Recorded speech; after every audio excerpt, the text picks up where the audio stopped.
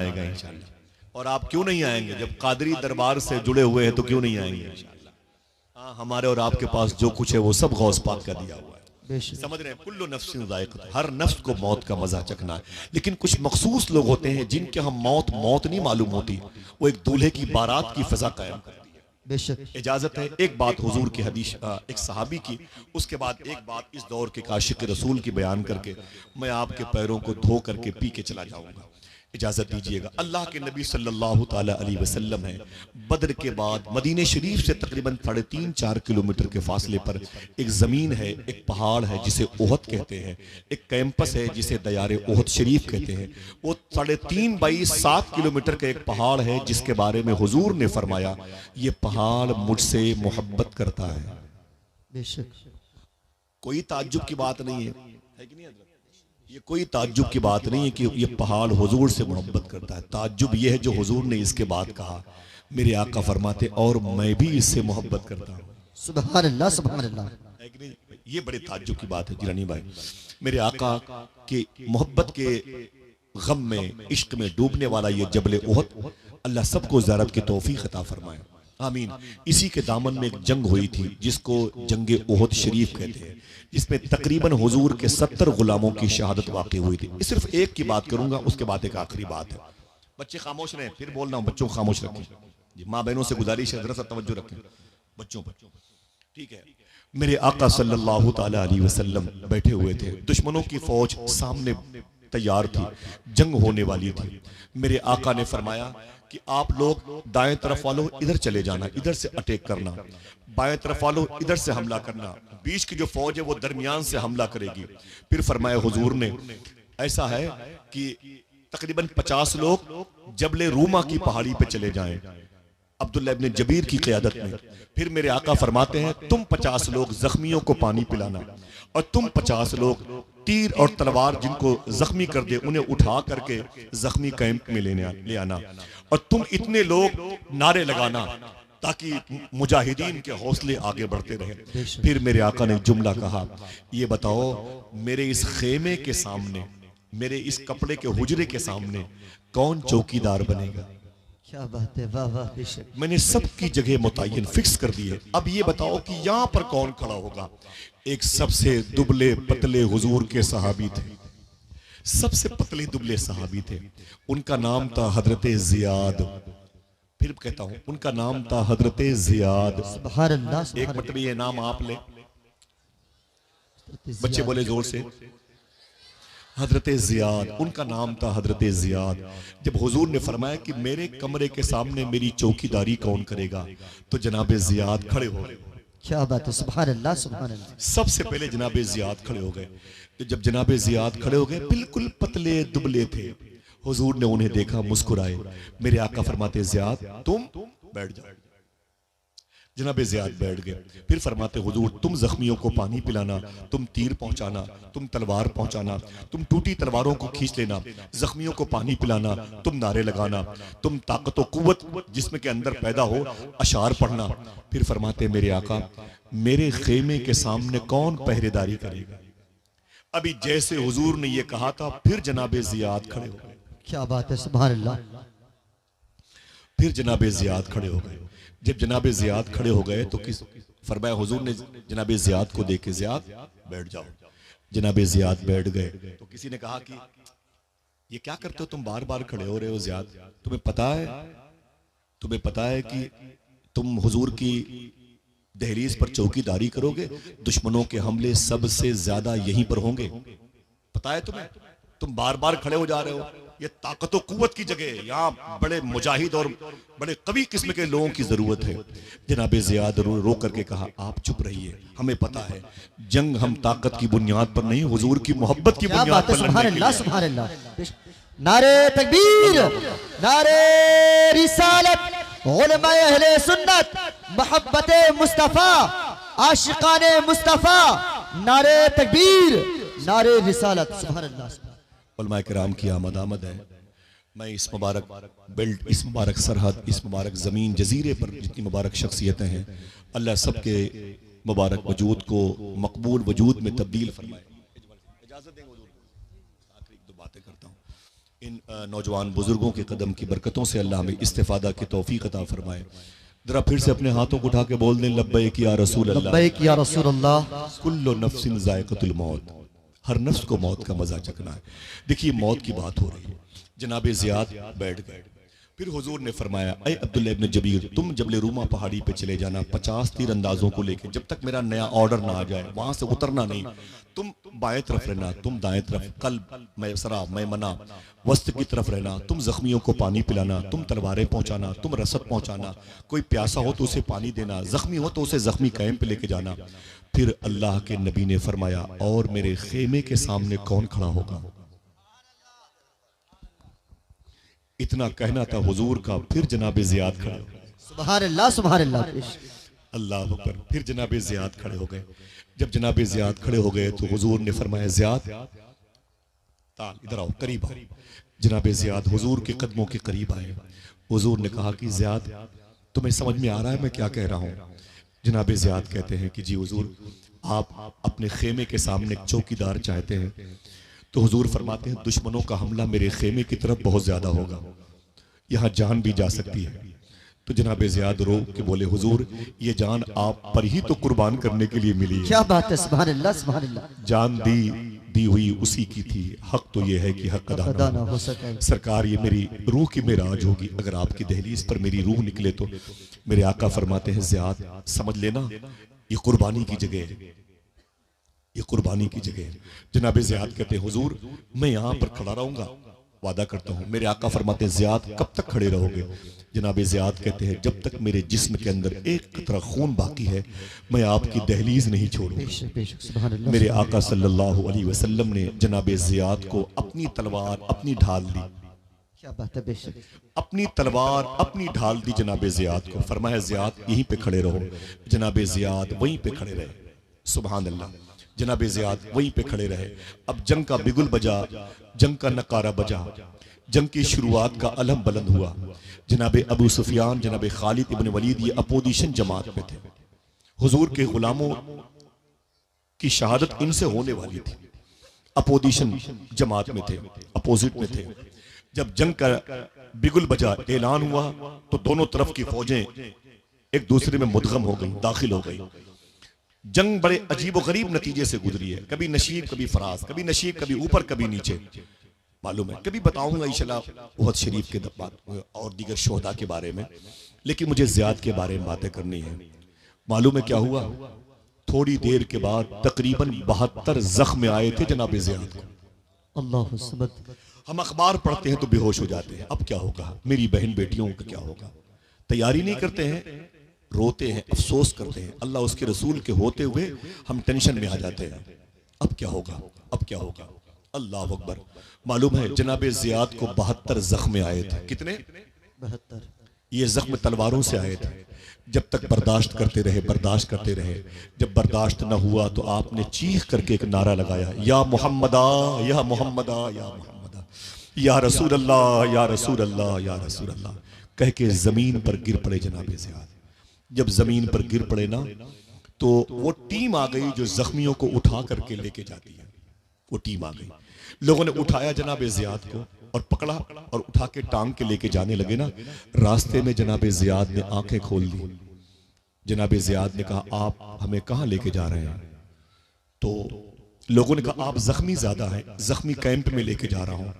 जनाबे ज़ियाद रोने लगे, रो के बोले, वापस ले चलो, मैंने हुजूर से वादा किया। क्या बात है, बेशक बेशक। जब तक जिस्म के अंदर एक कतरा खून बाकी रहेगा आपकी दहलीज नहीं छोड़ूंगा। जनाबे ज़ियाद कहते, खबरदार मुझे वापस ले चलो। जनाबे ज़ियाद के 72 जख्म खुर्दा जिस्म को वापस लाया गया। कहते, मुझे खड़ा कर दो। वैसे ढाल उनके हाथ में दी, लोहे के छड़ के सहारे से खड़ा कर दिया गया। अब अटैक की पोजीशन में नहीं है, अब रोक रहे दुश्मनों का वार। जंग अपने शबाब पर है। 70 के आसपास सहाबा हुजूर के शहीद हुए थे। हुजूर का दंदाने मुबारक जिसमें शहीद हुआ था, लोहे की वो कैप जिसने हुजूर की पेशानी पर उसने अपने निशान का इजहार किया था। बड़े अजीब व गरीब मराहिल से ये जंग में शरीक होने वाले गुजरे थे। वो मेरा टॉपिक नहीं है, बस यही है कि मौत आके रहेगी। आती है कभी किसी अच्छे इंसान को जो आशिक रसूल होता है, तो फिर उसको मौत नहीं आती, समझ लो एक दूल्हे की बारात जाती है। क्या बात है, बेशक बेशक। जनाबे ज़ियाद कहते हैं कि जब मुझे खड़ा कर दिया गया। जंग अपने शबाब पर थी, दुश्मनों के फिर हमले होने लगे। देखते देखते 92 जख्म आए, 92 जख्म आए। जनाब ज़ियाद कहते हैं अब मुझसे बर्दाश्त ना हो सका, अब तलवार मेरे हाथ से गिर गई, ढाल मेरे हाथ से गिर गई। मैंने फिर वही लगाया नारा, या मोहम्मदा या मोहम्मदा या मोहम्मदा कह के मैं ज़मीन पर गिर पड़ा। जब ज़मीन पर गिर पड़ा तो हुजूर के आशिक मेरे करीब आ गए और मेरी आवाज़ सुन करके हुजूर अपने खेमे से बाहर तशरीफ। सुभान अल्लाह, सुभान अल्लाह। जनाब ज़ियाद कहते हैं मैं ज़मीन पर पड़ा हुआ था, मेरा जिस्म लहू लुहान था। हुजूर सल्लल्लाहु अलैहि वसल्लम मेरे करीब आए, मेरी पर्सनालिटी जहां पर पड़ी थी, मेरा वजूद, मेरी बॉडी जहां पर पड़ी थी, हुजूर वहीं जमीन पर बैठ गए। मेरे आका वहीं जमीन पर बैठ गए। जमीन पर बैठने के बाद मेरे आका ने, जनाब ज़ियाद कहते हैं, हुजूर ने अपने मुबारक हाथों से मेरा सर उठाया और अपनी मुबारक रान पे रख लिया। अल्लाह, सुभान अल्लाह, सुभान अल्लाह। जरा मोहब्बत से कह दो सुभान अल्लाह। जरा सोचो, आला हजरत की बारगाह में एक साहब मदीने शरीफ से आके बैठे थे। एक साहब ने कहा कि हुजूर अभी ये 2 दिन पहले मदीने शरीफ से आए हैं। खड़े हो गए आला हजरत, खड़े होकर के आपने उनका पांव चूम लिया। क्या बात है। तो वो हाजी साहब बोले, ना ना हुजूर ये क्या कर रहे हैं आप, मैं कुल 2 दिन मदीने शरीफ में था, बस कुल 2 दिन मदीने शरीफ में था, आप मेरा पांव चूम रहे हैं। रो के बोले आला हजरत, मियाँ हुजूर के शहर में 2 मिनट भी बहुत होता है। क्या बात है, बेशक क्या बात है, 2 मिनट भी बहुत होता है। जरा सोचो कि जिस शहर में हुजूर के कदम आए, उस शहर की मिट्टी का एहतराम करने का हुक्म दिया। एक हाजी आते हैं तो उलमा अपनी टोपी उनके तलवे से लगाते, इनके पैरों में मदीने की मिट्टी लगी होगी, समझ रहे? तो जरा सोचो कि जिसकी वजह से यसरब मदीना बना, उसकी रान जिसे सोने के लिए मिली। अल्लामा हसन बरेलवी फरमाते हैं, गर वक्त अजल सर तेरी चौखट पे धरा हो, क्या बात है, वाह। जितनी हो कज़ा एक ही सजदे में अदा हो। सुभान अल्लाह, सुभान अल्लाह अल्लाह। अकबर। बहुत मेरे आका सल्लल्लाहु अलैहि वसल्लम ने अपने गुलाम के सर को उठाया, अपनी मुबारक रान मुबारक पे रखा।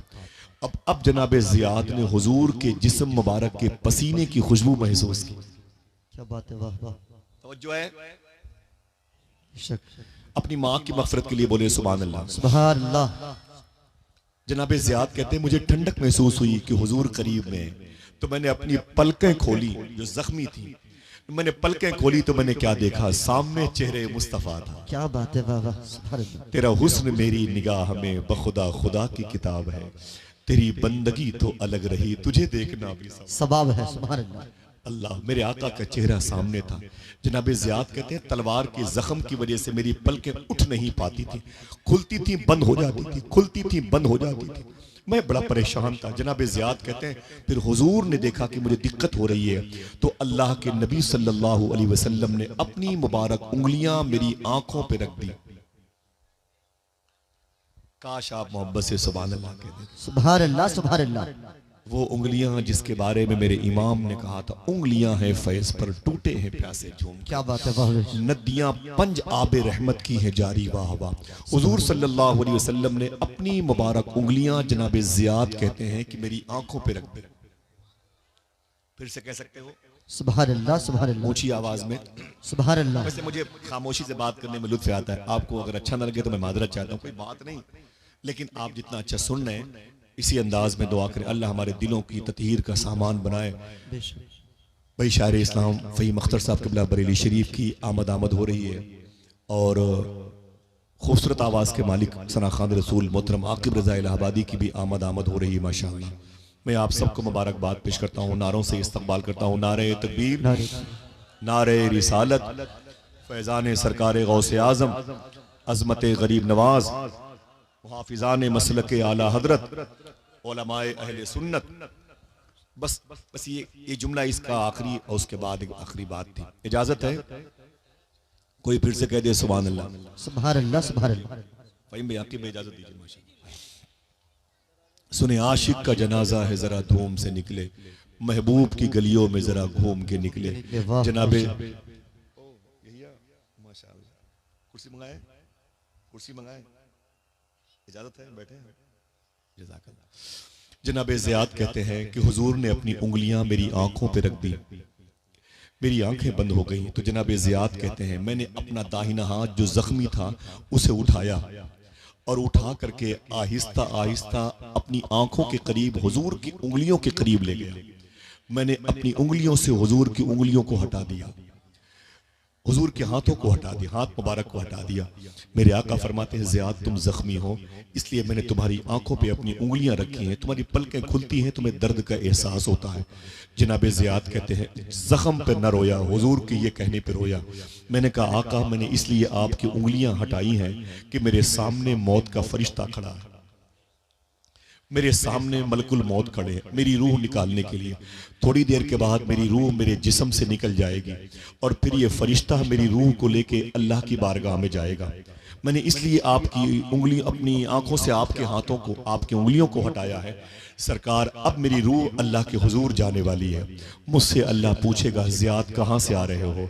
तो मैं कह दूंगा, चेहरे मुस्तफ़ा देख करके आ रहा। क्या बात है, नारे जबीन मुस्तफ़ा देख करके, नारे रिसालत, मुस्तफ़ा देख, आशिकाने मुस्तफ़ा, मसला के आला हजरत, फैजान मखदूम सिमना। सुभान अल्लाह, सुभान अल्लाह। अब मैं ये कहूंगा कि मैं जबीन मुस्तफ़ा देख करके आ रहा हूँ, लबो रुखसार मुस्तफ़ा देख के, ज़क़न मुस्तफ़ा देख के आ रहा हूँ, सदर मुस्तफ़ा देख के आ रहा हूँ, बतन मुस्तफ़ा देख करके आ रहा हूँ। मोहब्बत से कह दो सुभान अल्लाह, सुभान अल्लाह। बहुत अच्छा। अल्लाह अकबर। अल्लाह के नबी सल्लल्लाहु अलैहि वसल्लम का इश्क था। जनाब ज़ियाद इंतकाल कर गए। आप जब कभी मदीने शरीफ जाइएगा, हाथों को उठा के बोले इंशाअल्लाह, इंशाअल्लाह, और बोलो, फिर से बोलो इंशाअल्लाह। जब कभी मदीने शरीफ की हाजिरी हो इंशाअल्लाह। 2 हफ्ते के बाद इंशाअल्लाह मेरा भी सफ़र है मदीने शरीफ का। दुआ करें मदीने जाने के लायक हो जाऊं। गया हूं कई मरतबे, बहुत पहले से कई मरतबे बुलाया सरकार ने, और अब तो बस बगदाद शरीफ तक रहना चाहता हूं। मदीने का नाम सुन के बड़ा डर लगता है। चीखता हूं कि मदीना कोई ले जाए मुझे, आकिब भाई, चीखता हूं कि मदीना कोई ले जाए मुझे, और आवाज गुनाहों से दबी जाती है, और आवाज गुनाहों से दबी जाती है। अल्लाह हुजूर गौस पाक के शहर के सदक़े में हम सबको शहर मुस्तफ़ा देखने के लायक बना दे। आप जब कभी मदीने शरीफ जाइएगा तो ओहद शरीफ में लेटने वाले, मदीने शरीफ के नाजिम, मदीने शरीफ के गवर्नर, हुजूर के चचा अम्मे मुहतरम रसूल अनाम सल्लल्लाहु अलैहि वसल्लम जनाब सय्यदुश शुहदा की बारगाह में जरूर जाइएगा इंशाअल्लाह। बोले, हाथों को उठा के बोले इंशाअल्लाह, इंशाअल्लाह जाइएगा। उन्हीं के करीब में मुसअब बिन उमैर लेटे हैं, उन्हीं के करीब में अब्दुल्ला बिन जहश लेटे हैं, उन्हीं के करीब में जनाब हंजला लेटे हैं, उन्हीं के करीब में जनाब साद के वालिद जनाब खेसमा लेटे हैं, उन्हीं के करीब में जनाब हजरत ज़ियाद लेटे हैं। सुभान अल्लाह, सुभान अल्लाह। कई अजीम सहाबे किराम की अजीम कुर्बानियों के तस्करे इस मुबारक कैंपस में हो सकते हैं। दुआ करो अल्लाह हमें भी सच्ची राह का मुसाफिर बनाए, मौत के गलबे के साये में रखे, और हमें सच बोलने और हलाल खाने की तौफीक अता फरमाए। एक आखिरी बात थी, इजाजत तो करूं अपनी माँ और अपने बाप की मग़फ़िरत के लिए, उलमा किराम के दर्जात की बुलंदी के लिए जरा फिर से कह दें सुभान अल्लाह, सुभान अल्लाह। माशाअल्लाह। बातें होंगी इंशाअल्लाह किसी न किसी मौके पर। ये आखिरी बात, वक्त कम था और फिर मैं बार बार मैंने मियां हुजूर से कहा था, गौस पाक के शहजादे से, हुजूर से, शबात मियां शाह साहब, बड़ा आफाकी नाम है, बड़ी मुबारक आवाज़ है, बड़ी मुबारक शख्सियत है माशाअल्लाह। मुझ पर यह करम हुआ कि मैंने मियां हुजूर के साथ में गौस पाक का दरबार देखा। वाह वाह, सुभान अल्लाह। अल्हम्दुलिल्लाह रब्बिल आलमीन। इस सफर में फारूक भाई थे। दुआ करो कोई ऐसा सफर हो कि जिसमें ये सारे लोग साथ में हों इंशाअल्लाह। सुभान अल्लाह, सुभान आमीन, सुभान आमीन। हमें जो सबसे बड़ी नेमत मिली है बरेली शरीफ से, वो गौस पाक की मोहब्बत की सूरत में है। क्या बात है, बेशक जो सबसे बड़ी नेमत है वो मुझे, मैं इसलिए शूट करता है मुझे बरेली, इसलिए मुझे याद आता है बरेली। बरेली से मुझे गौस पाक की मोहब्बत मिली, समझ रहे आप। मैं फरवरी के महीने में बगदाद शरीफ गया था, फरवरी में गया था, फिर नवंबर में गया, फिर फरवरी में गया, समझ रहे आप। अभी 2 हफ्ते बाद मदीने शरीफ का सफर है, और करम हो गया तो इंशाल्लाह रमजान के बाद फिर बगदाद शरीफ का सफर है। सुभान अल्लाह, सुभान अल्लाह। कहने का मतलब यह है कितनी बड़ी शान है गौस पाक की। मैं बरेली की बात इसलिए करता हूँ ना कि मुझे गौस पाक की मोहब्बत मिली। हिंदुस्तान के मशाइख कराम के अजदाद करीमैन है। रात के 12:30 पौने 1 बजे बाबू शेख से बाहर निकल रहा था, वहाँ के खादिम शेख अबू अली मुझसे बोले ताल, मैंने कहा नाम शेख, क्या बात है? बोले हिंदुस्तान कब जाओगे? मैंने कहा बुकरा बादा बुकरा, इंशाल्लाह कल नहीं परसों मेरा सफर हिंदुस्तान का है। तो बोले हिंदुस्तान जाना ना तो एक बुजुर्ग की मज़ार शरीफ पर मेरा सलाम बोल देना। मैंने कहा शेखी वो किस शहर में है, उनका नाम क्या है? गौस पाक के खादिम है।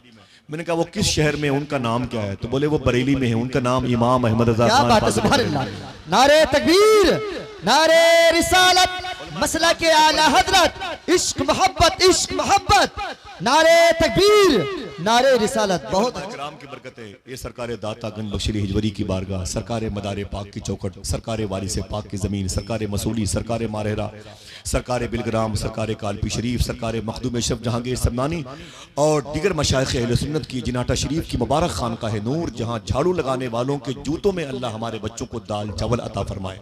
अल्लाह इन उलमाए किराम के लिए मेरी यही दुआ है कि जल्दी से अल्लाह गौस पाक का दरबार दिखा दे। एक तबर्रुक मैं आपको देता हूं, इसे कबूल कीजिए इंशाअल्लाह। गौस पाक के दरबार में जाए फजर की नमाज के बाद या मगरिब की नमाज के बाद या दोनों वक्तों में, रिवर्स करता हूं, फजर की नमाज के बाद या मगरिब की नमाज के बाद या दोनों वक्तों में एक मरतबे कसीदे गौसिया जरूर पढ़ा कीजिए इंशाअल्लाह। माँ बहनों सुनो, ये उलमा इकराम के लिए खास है, आपके लिए भी। फजर की नमाज के बाद या मगरिब की नमाज के बाद या दोनों वक्तों में एक मरतबे कसीदे गौसिया जरूर पढ़ा कीजिए। और बस एक कोशिश कीजिएगा, इसका असर कैसे होगा? गीबत से बच जाइएगा। गौस पाक फरमाते तुम गीबत से बच जाओ, अब्दुल कादिर तुम्हें खुद ढूंढ लेगा तुम कहां रहते। इतनी सी गुजारिश है, मेरे टोपी बगदाद शरीफ की है, समझे, फिर भी इसको हटा करके मैं पेशानी आपकी जूती पे रखने की सलाहियत रखता हूं। मेरा मिजाज ये है, मैं चाहता हूं कि उलमा किराम की अंजुमन से गीबत जैसी अजीब ये बुराई निकल जाए, ताकि गौस पाक की निगाह के हिसार में आ जाए। और आपसे गुजारिश है, आपको जामिया अजहर जाने की जरूरत नहीं है, जामिअतुर रज़ा, जामिया अशरफिया, जामिया अशरफ जाने की जरूरत नहीं है। आप दो काम करना इंशाअल्लाह। फरमाते हैं गौस पाक तुम दो काम की जिम्मेदारी ले लो, अब्दुल कादिर तुम्हारी बख्शिश की जिम्मेदारी ले लो। सुभान अल्लाह। बता दूं वो दो काम क्या है? बता दूं, डर गए कि मुश्किल काम है भाई। गौस पाक फरमाते हैं सच बोला करो और हलाल खाया करो। सुभान अल्लाह, सुभान अल्लाह। मुश्किल काम है, मना किया है योगी जी ने, हिंदुस्तान के वजीर आजम ने मना किया है कि तुम सच बोलोगे तुम्हें मार देंगे, हराम खाओगे नहीं हलाल खाओगे तुम्हें हम रहने नहीं देंगे। ऐसा तो कुछ कानून नहीं बना भाई। क्या दिक्कत है आपको सच बोलने और हलाल खाने में? समझ रहे, वक्त होता तो बात करता, टॉपिक की नहीं, आखिरी बात थी कुल्लु नफ्सिन ज़ाइक़तुल मौत। वो जिस अजीम इंसान की 1 साल पहले शहादत वाक़ई हुई है, जिस उसकी तदफीन जहां अमल में आई है, दुआ करो उस कब्रिस्तान के तमाम तर अहले अरवाह की अल्लाह मग़फ़िरत फरमा दे। मेरे इन मोहसिनीन और आप जमीन पर जो बैठे हैं, जो माँ बहनें बैठी हैं, आपके माँ बाप के माँ बाप में किसी का इंतकाल हुआ हो तो अल्लाह उसकी भी मग़फ़िरत फरमा दे। हाथों को उठा के आमीन कह दो इंशाअल्लाह। क्या करना है? सच बोलना और हलाल खाना। इंशाअल्लाह बोलो हाथों को उठा के। ये कोई मुश्किल काम नहीं है, कोई मुश्किल काम नहीं है, इतना काम तो कर सकते हो ना भाई। हाँ, ये भी मुश्किल हो गया। बस आखिरी बात सुने, कुल्लु नफ्सिन ज़ाइक़तुल मौत। अब आप मुझसे बोलोगे आसिफ भाई ये क्या बातें कर रहे हैं आप 1500 साल पहले की? इस दौर में कोई ऐसी बात हो, कोई कहानी हो, कोई ऐसा वाकया जो हमारे दिलों को मुतासिर कर सके, जिसका दिल इश्क रसूल से मामूर हो, जिसने वाकई मौत को कुछ समझा ना हो, उसने हुजूर की मोहब्बत को तरजीह दी हो, कोई ऐसा नाम बताएं। मैं एक नाम बताता हूँ, चैप्टर क्लोज, मुझे इजाजत दीजिएगा।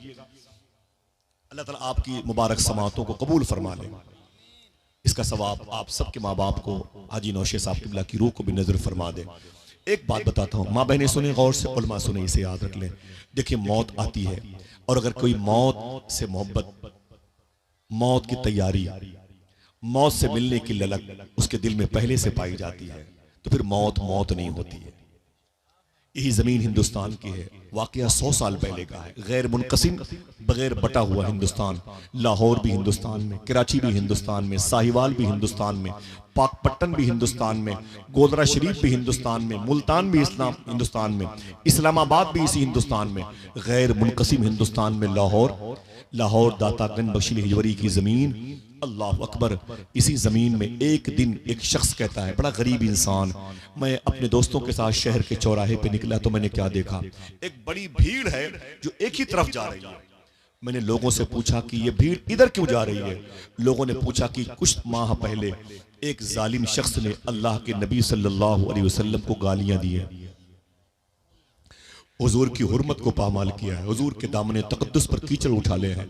आज उस जालिम की पेशी होने वाली है, आज वो इस कोर्ट में लाया जाएगा, इसीलिए सारी भीड़ उसी केस की समाअत के लिए जा रही है। रोने लगा वो शख्स। उसने कहा ताज्जुब है कि ये गुस्ताखी उसने कब की? कहा तकरीबन 2 ढाई 3 महीना पहले। उसने कहा 2 ढाई 3 महीने से इस जमीन पर वो जिंदा कैसे है? अल्लाह, और अगर वो जिंदा है तो फिर मैं जिंदा कैसे? क्या बात है बेशक। समझ रहे हैं? अगर वो जिंदा है तो फिर मैं जिंदा कैसे हूं? कहा उसकी पेशी है, वो आ रहा है। लोगों ने कहा ब्रिटिश गवर्नमेंट का दौर था। वो हुजूर का आशिक जिसका नाम था इल्मुद्दीन। क्या बात है बेशक। कोई उसके नाम पे सुभान अल्लाह कह दे। सुभान अल्लाह। जब तक मैं न कहूं आप बोलिएगा नहीं। अच्छा, कहीं नेकियां ज्यादा न मिल जाए। हाँ? आपको तो अच्छी बातों पे सुभान अल्लाह कहना चाहिए। अल्लाह अकबर। उसका नाम था इल्मुद्दीन। ऊंची बोले। इल्मुद्दीन। क्या नाम था? और आवाज बुलंद कर, क्या नाम था? इल्मुद्दीन नाम था। वो घर चला गया, एक चाकू लिया, अपने कपड़ों में छुपा के रखा और चाकू लेकर के वो उस कोर्ट में दाखिल हुआ। एक कुर्सी पर बैठ गया। जैसे उस जालिम तौहीन रिसालत का मुर्तकिब जो था उसकी पेशी हुई, वो कैटेगरी के अंदर आया ना, वैसे ही इल्मुद्दीन अचानक अपनी कुर्सी पे खड़ा हो गया। टेबल पे पहुंचा, फिर दूसरे टेबल पे उछल करके उसके करीब पहुंचा, चाकू निकाल करके उसका सर उसके जिस्म से अलग कर दिया। अल्लाह, क्या बात है। वाह, अल्लाह अकबर। ब्रिटिश गवर्नमेंट का दौर था। पुलिस हंगामा, कोर्ट में कत्ल। बाप रे बाप, बहुत बड़ा हंगामा हुआ, अफरा तफरी मच गई। इल्मुद्दीन को गिरफ्तार कर लिया गया। इल्मुद्दीन को गिरफ्तार किया गया तो किसी ने कहा कि तुमने क्यों मारा? कहा देर में मारा है। क्या बात है बेशक बेशक। दर्द इस बात का है कि इतने दिनों तक ये जिंदा कैसे था? जिसने हुजूर की तौहीन की है वो इस जमीन पे नहीं रह सकता। इल्मुद्दीन को कैद कर लिया गया। तारीख पे तारीख पढ़ती चली गई। यकीन था उसे फांसी हो जाएगी। इल्मुद्दीन के मोहल्ले के बच्चे जो यहाँ खेल रहे हैं ना, इतनी उम्रों के बच्चे इल्मुद्दीन के मोहल्ले में, गांव में, शहर में चंदा करने लगे। वो एक दामन फैला करके चंदा करते थे। ऐ लोगों, इल्मुद्दीन की रिहाई के लिए वकील को पैसे देने हैं, कुछ पैसे हो तो दे दीजिए। क्या बात है बेशक। गाजी इल्मुद्दीन के नाम पर चंदा करते करते बच्चे उसके दरवाजे पर आ गए। गाजी इल्मुद्दीन की बीवी घर से बाहर निकल आई रोते हुए, आप क्या कर रहे हैं मेरे बच्चों? तो बच्चों ने कहा कि